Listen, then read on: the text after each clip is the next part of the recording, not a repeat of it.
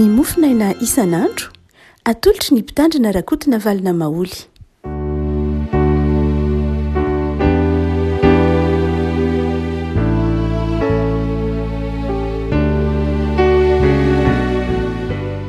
Fifanenavana iara-panatsika hatratrika alarbifa 4 ny volana aprily ty.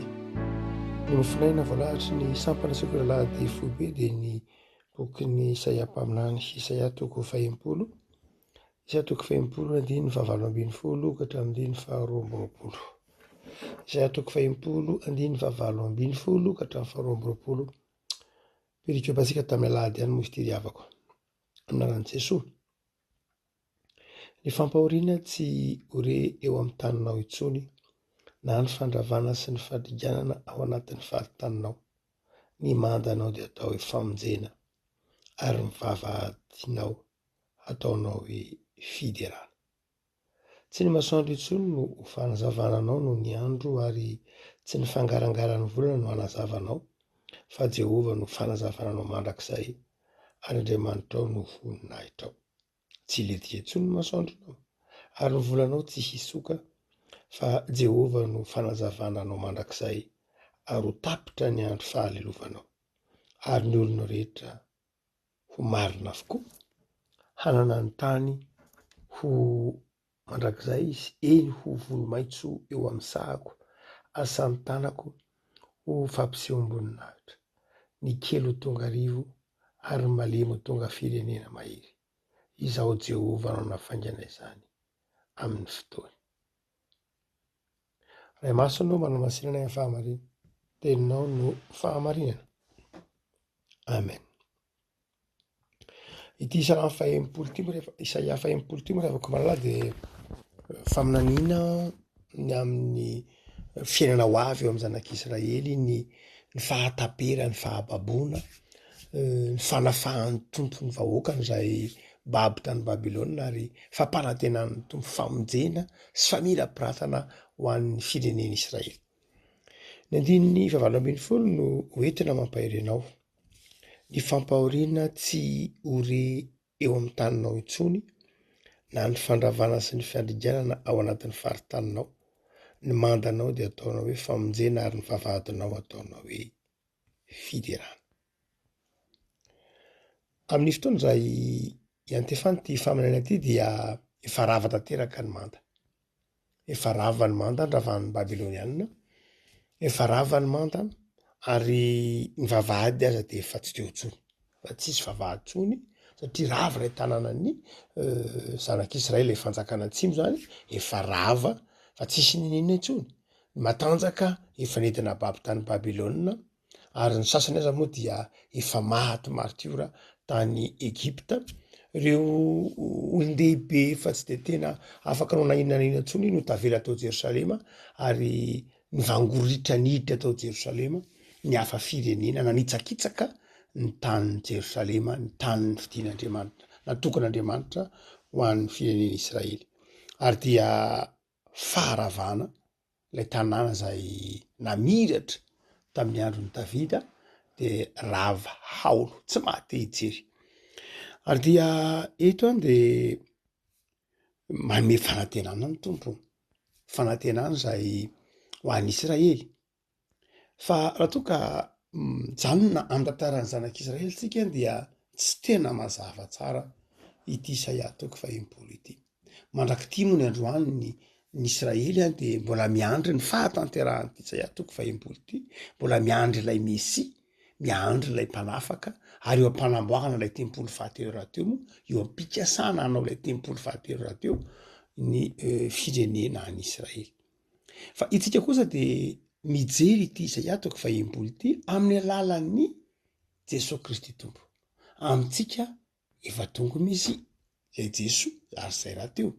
Ary dia ao amin'ny Jesosy no ahatanterahina izao faminaniana, izao fanomeza tokon'Andriamanitra izao hoe ny fampahoriana tsy hore eo amin'ny taninao intsony, na ny fandravana sy ny fandriganana ao anatin'ny faritaninao.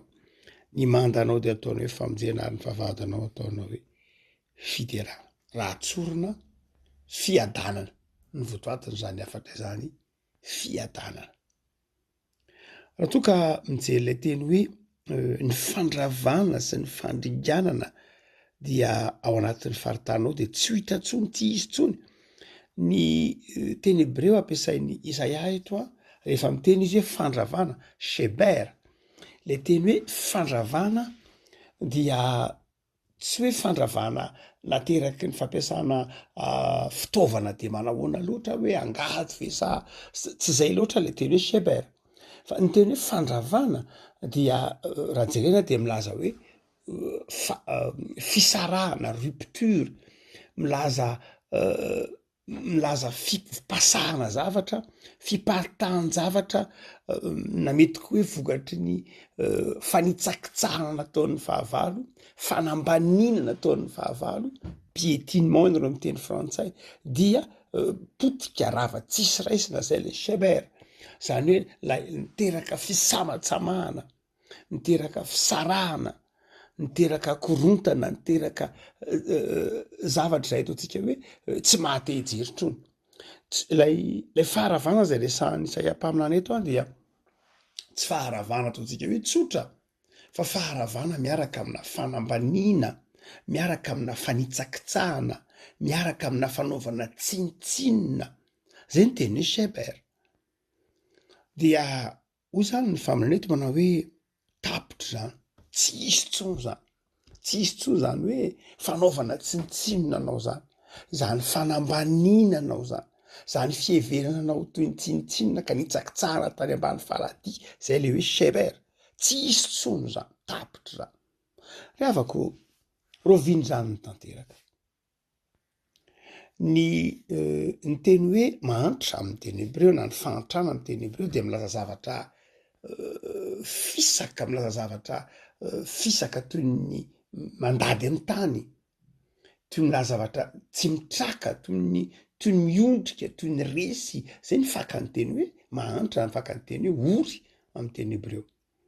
Ary dia hotsika manao hoe raha toa ka mamaky ny etony Isaia toko 20 tsika amin'ny alalan'ny finoan'i Jesosy, amin'ny alalan'ilay famelan-keloka nataon'i Jesosy teo amin'ny hazo fijalina, dia mazava amintsika mihitsy.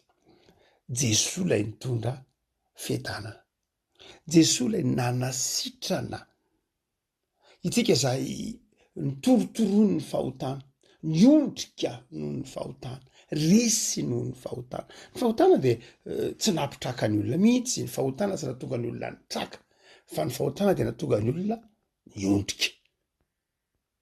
Mahafinaritra be ny fanazavan'ny filazantsara hoe rehefa nitraka tao enantsakana ny tompo tamin'ny maty, rehefa tonga teny amin'ny fasana dia zao nitraka ny mpianatra, nitraka lay niondrika tao amin'ny fasana, lay niondrika tao amin'ny fahafatesana. Rehefa nitraka dia nahita an' Jesosy.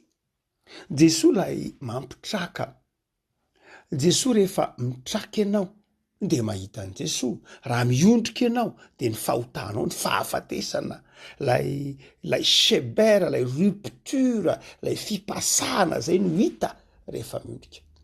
Afaka malala eto zany ity boky ny Isaia mpaminany ity dia manome fanantenana antsika hitraka. Hitraka, hijery ny tsy hita hoy Paoly. Inona le tsy hita? Lay finoana ao amin'i Jesosy. Inona le tsy hita? Le fiainana sy lay fiadanana zay ampanaterain'i Jesosy tsy hita maso fa raisina amin'ny finoana. Hotsika manao hoe tsy hita tsony zany fisaratsarahana zany ao amin'i Jesosy. Mampieritreritra raha ohatra ka hoe tokantrano, fianakaviana, na mpiray fiangonana, na mpiray tanindrazana, nandray lay famelan-keloka nataon'i Jesosy, nandray lay fahasoavana nataon'i Jesosy, nefa mbola miaina ao anatin'ilay sheber, mbola miona ao anatin'ilay fiparitahana, lay fisarahana. Dia zao tsy maro toerana zany ny fandraisantsika ilay famelan-keloka. Ny famelan-keloka dia manery antsika hamira ny heloky ny hafa. Hoy Paoly manao hoe ny fitiavan'i Kristy ny manery anay. Rehavako hoeto ny Isaia mpaminany manao hoe tapitra ny fandravana, tapitra ny fandringanana, tapitra zany satria eo Jesosy. Eo Jesosy nitondra lay faharesentsika ka nahatonga antsika manoatra noho ny mpandresy. Ny ota zay manameloka atsika isan'andro, miapanga atsika isan'andro, ny ota zay mampiondrika atsika satria satana de zay ny asany a. Mamaika satana de zao ny ampitanondrika anao, mamaika satana de zao ny atonga anao ho toy ny resantsika teo hoe shebera, zany hoe vohitsakitsaka, zay ny mamaika ny satana, ary mahatonga anao atsiary hoe resy tsy mahavita inona intsony. Dia hoy ny kikika atsika protestanta mihira amin'ny hoe efa resy zao na de ny fasanaza ka asan-drato re ny hira sy ny feo Jesosy nampikoy le rafy zay nandoza ny fahafatesanao iza monerinao. Rava le fampahoriana, tsisy le fandringanana. Ina ny akon'izany ry avako amin'ny fiainanao? Ny akon'izany de zao mamaly le fantaina taon'ny salama na hoe fa nahoana moa ianao ry fanahiko no mitoloko atao anatiko, fa nahoana ianao no miondrika, nahoana ianao no resy, nahoana ianao no kivy, nahoana ianao no mieritreritra hoe tsy tafavoaka ntsony. Tsia, mitraka mijery an'Andriamanitra, mitraka mijery ny azy fijalian'i Kristy, mitraka mijereny Jesosy. Very foana ny fahamonjena nataon'i Jesosy, toy ny maty teo amin'ny azy fijaliana foana Jesosy. Raha ohatra ka miondrika mbola mijery ny faharesentsika isika, raha ohatra ka mbola mijery ny fahampitehantsika, no torotoroany tsy fahombiazantsika, dia very foana ny famonjena nataon'i Jesosy. Fa mety eza hitraka, mety eza hijoro any Isaia 40 de zay mihitsy ny tany andininy voalohany, mitsangana ianao, mihazavay ianao, fa tonga ny fahazavanao. Manao antsoavy Isaia teo, mitsangana ianao, fa za miondrika, mitsangana ianao fa za manaiky resy, mitsangana ianao fa za manaiky kivy. Nahoana ianao no mitsangana? Satria tsy ny herinao no itsangananao, fa ny herin'Andriamanitra. Tsy afa mitsangana amin'ny herintsika isika, tsy afaka manambatra ny rava, ny potika eo amin'ny fiainantsika isika, tsy manana zany hery zanytsika. Fa ao amin'i Jesosy Kristy Tompo no nandrafitra indray ilay potika ka tonga zavatra vaovao. Paoly manazava ny eo amin'ny Koretiana, raha misy ange olona ao amin'ny Kristy de tonga olom-baovao izy. Ity Isaia ty zany dia faminaniana izay tsy vitany hoe manome fanantenana ihany, fa faminaniana maniraka atsika hijoro, hitraka. De ny faharoa izy manao hoe ny mandanao de ataonao hoe famonjena, ary mivavahadinao ataonao hoe fiderana.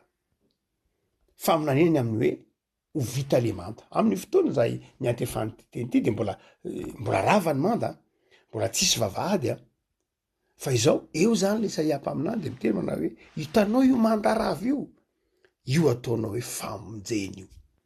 Ary hitanao io vavahady io vavahady zay nitomaniny zanak'Israely vao nivoaka satria resy nanentina ho baby tany Babilôna, nitomany teo amin'ny vavahady, rava ny vavahady, lay vavahady zay fifaliana, fantatsika fa ny vavahady teo amin'ny zanak'Israely de toerana manokana ny vavahady, fifaliana.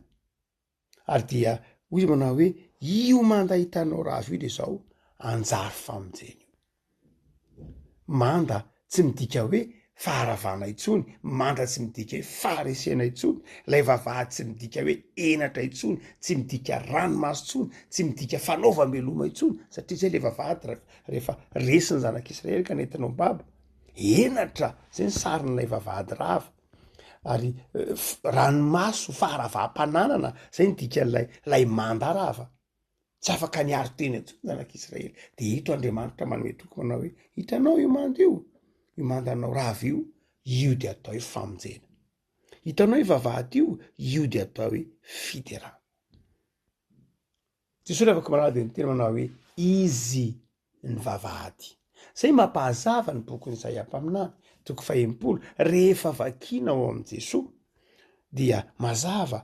Jesosy ny teny manao hoe mpangalatra sy tsy ho langy, zay nianika ny manda, zay nianika ny fefy de mpangalatra sy tsy ho lahy, mpangalatra sy tsy ho lahy ny mandrava ny manda, mandrava ny fefy. Fa za kosa tonga hanananao fiainana be dia be, izaho ny vavahady, raha miditra sy mivoaka eo ianao de izao azo hanina. Zay le hoe fiderana, zay le hoe famonjena. Mazava ny Isaia 40 raha vao tsy sarahantsika amin' Jesosy, indrindra tsy sarahantsika amin'ny filazantsara kanjao. Ina ny afatra ry afako malama? zavatra telo lehibe am'ty adiny fa 20 lehibe ty teny fanalahidy voalohany de zao fiadanana ho an'izay rehetra mandray an' Jesosy de zao fiadanana raha avantany voantsagara tamin'ny maty Jesosy de ny teniny voalohany de zao fiadanana ary mbola ny teny zany fiadanako no avelako anareo rehefa raha mijery ny fiainana isan'andro de be de be ny olana ny fahasarotam-piainana ny fisaratsaraham-bazana hitanao etseroa ny korotam-piainana hita ny korotan-tsaina tebiteby isan-karazana hoentiny toetrandronantsika ankehitriny de ho an'izay rehetra manana an' Jesosy ho an'izay rehetra manaika an' Jesosy de zao ny tenin'ny tononony aminao voalohany indrindra fiadanana rehavako raiso zany fiadanana zany nataon'Andriamanitra takatry ny tananao zany nataon'Andriamanitra ho sambatra ianao fa nataon'Andriamanitra hijaly akory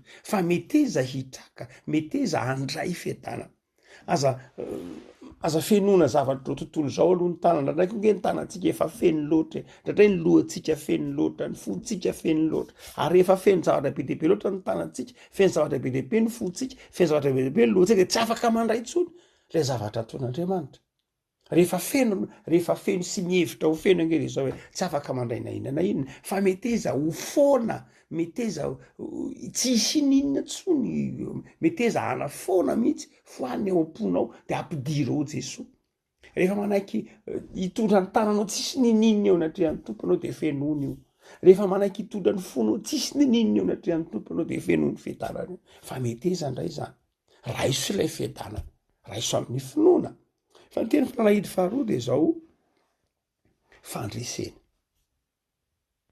lay enao resiny lay enao matsiaro manapetriny lay enao matsiaro hoe zay ny vitrako tsy vitako tsony vizaka Jesosy ho aiza Jesosy lay fotoana matsiaro ho manapetriny matsiaro hoe ravy izany to tsy nety izany to fahatsopana tenany izany de hoy ny tompo eto manao hoe famonjena hoy ny tompo hoe fiderana fandresena ny fiaina kristianina ny kristianina de mpivavaky ny fivavahan'ny olona mandresy fivavahan'ny olona mitraka fivavahan'ny olona mijoro fa tsy fivavahan'ny olona miondrika tsy fivavahan'ny olona mandositra didy tsy fivavahan'ny olona kamo tsy fivavahan'ny olona zay zatra toloram-potsiny donim-potsiny tsy zany ny kristianina fivavahan'ny olona zay mijoro matsiaro hoe ilaina izy matsiaro hoe ilaina izy fa ny fahatelo zay asehony ity ny teny fanalahidy fahatelo tsika de hoe fiadanana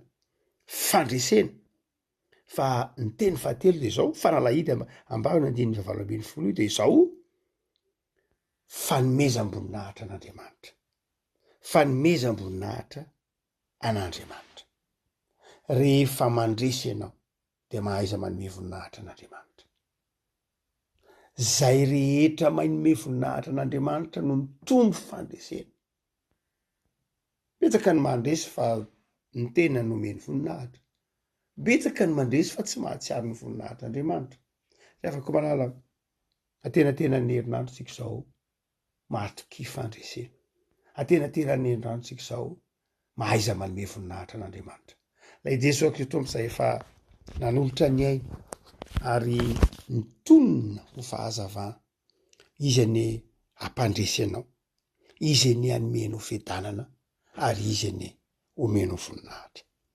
ivavakintsika tompo soranao zany amin'ny teninao zay mampitraka anay teny mampahery anay teny mampiorina anay amin'ny finoana teny zay manazava aminay fa zay noravany zao tontolo zao efa namboarinao izay ny saratsarahany zao tontolo zao efa nampiavaninao izay nariny zao tontolo zao notadiavinao sotra tompo fa tsy manatoerana eo aminay ny faharavana tsy manatoerana eo aminay ny fahoriana tsy manatoerana eo aminay ny fahasimbana fa fiainana sy fiadanana no entinao no ny azo fijalianao Jesosy ianao nandrava ny fandravana ka tonga fiainana izahay vavak'izay tompo fampahirizo mba tsy azo fa efa nomenao fiadanana tsy tahaka ny fiadanana zao tontolo zao ny fiadanana omenao fa maritra de omeo anay ny fo matoky fa namandresy zahay na inona zavatra lalovanay na inona zavatsarotra sedrainay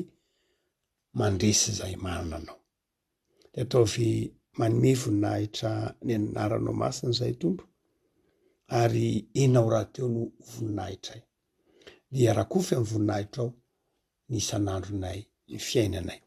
De mametraka ny asanay, ny fikasanay eo am-pelantananao zay Tompo, mamakivaky ity herinandro ty. Ataovy feno fahasoavana zay rehetra ka sain'ny tananay atao. Jereo ny tanindrazanay, jereo ny fiangonanay, izay misy anay isam-batan'olona. Ataovy vavolombelonao, jereo ireo marary, jereo ireo mananaty am-panahy Tompo. Arak'izany teninao zany dia ataovy mahatsiaro fiadanana, ataovy mahatsiaro fandresena, ataovy mahatsiaro fa eo amin'ny mandrakarivan'ny voninahitra. Amin'ny anaranao Jesosy. Amen.